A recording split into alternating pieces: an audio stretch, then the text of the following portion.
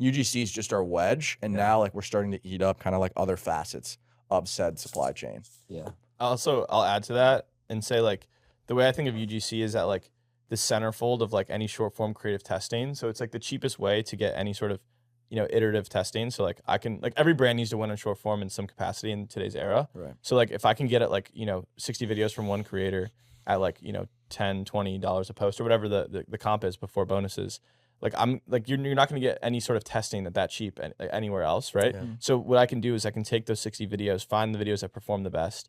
That then informs my paid ad strategy, right? Because I can either put Spark spend behind that or put a meta partnership ad behind that if it's on IG. Right. And then that will also inform what I can do if I want to do influencer, right? Because like I can take the same creative, I can take the same format that worked from that like initial 60 testing, and then put spend towards influencer if that's something I want to go into.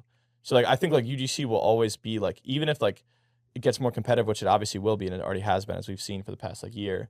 Like I think it'll always be like a great expenditure for a business to like test how I can like build winning creatives, because everyone's going to need winning creatives. The whole world's turning towards short form. So like I think it's kind of just at the centerfold, and it will be like for however long, but forever. Yeah. But as Nick said, like we don't necessarily know what's going to happen in the future. I think part of the business that is a little bit tricky is that we're very platform dependent. So we depend on Instagram and TikTok and